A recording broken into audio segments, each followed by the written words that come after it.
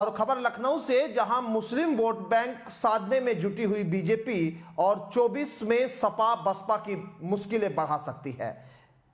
BJP 2024 को लेकर किसी भी हाल में जीतना चाहती है और उसके लिए सबको अपने पाले में लाने में जुटी है। बीजेपी लगातार अलग अलग वर्गों के लोगों को अपने साथ जोड़ने की मुहिम में लगी है। उसी कड़ी में बीजेपी कार्यालय पर सूफी महासंवाद कार्यक्रम हुआ, जिसमें प्रदेश भर से सूफी समाज के लोग शामिल हुए।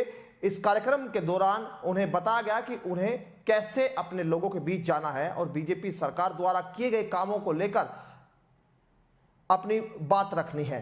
इसके साथ ही अब तक विपक्षियों के द्वारा जो गलतफहमियां फैलाई जा रही थी, उसको भी दूर करने का काम करने के लिए कहा गया है।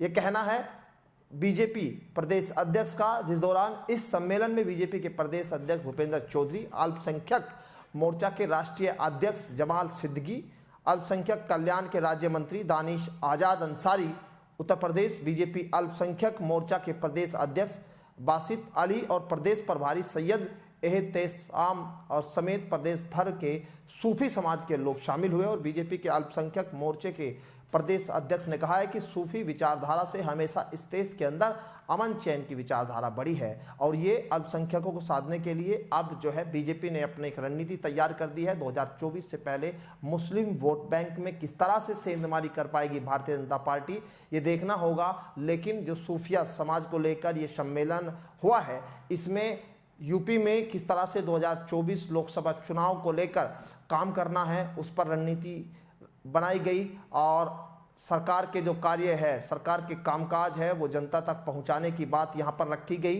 प्रदेश अध्यक्ष ने सपा और कांग्रेस पर भी हमला बोला है और कहा है कि इन लोगों द्वारा मुस्लिम समुदाय के लोगों को लगातार लटकाने भटकाने का काम किया गया है और बड़ी खाई खोदी गई है।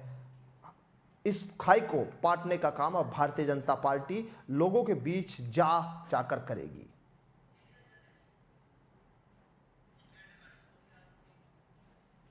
और इजराइल हमास युद्ध पर टिकेत का बयान सामने आया है, जहां टिकेत ने कहा है कि देश को बांटना नहीं चाहिए। यहां पर समझौते की बात राकेश टिकेत करते हुए नजर आए हैं। इजराइल और हमास आतंकवादियों के बीच चल रही जंग को लेकर जहां देश के प्रधानमंत्री नरेंद्र मोदी ने पहले ही इजराइल के समर्थक की घोषणा कर रखी है, तो वहीं देश में कुछ विपक्ष पार्टियां फिलिस्तीन का समर्थन करते हुए भी नजर आ रही है, जिसको लेकर किसानों की लड़ाई लड़ने वाले भारतीय किसान यूनियन के राष्ट्रीय प्रवक्ता राकेश टिकेत ने बयान दिया है कि इजराइल और हमास की लड़ाई को लेकर हमारा देश और विपक्ष बटा सा लगता है।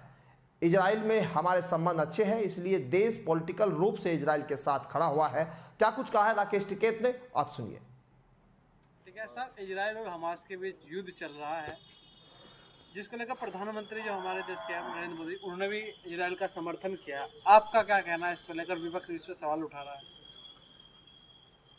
देखो, विपक्ष भी और देश भी बटा हुआ ऐसा लगता है। उसमें वहां पे जमीन कब्जे का मामला है। कुछ जमीन कब्जाना चाहता है, कोई जमीन छुटाना चाहता है। ये विवाद वहां पे पुराना है। कोई कहता है कि हमारी जमीन कब्जा ली, हम वहां पर जाएंगे, उनको आतंकवादी बताते हैं। वे कहते हैं जी हमारी जमीन है, लेकिन हमारे संबंध इजराइल से है, तो देश पॉलिटिकल रूप से इजराइल के साथ में खड़ा हुआ है। कुछ यहाँ के ही लोग दूसरे की समर्थन कर रहे, तो देश नहीं बटना चाहिए। फैसला करवाने की ताकत अगर हो तो उनके फैसले हों और संघ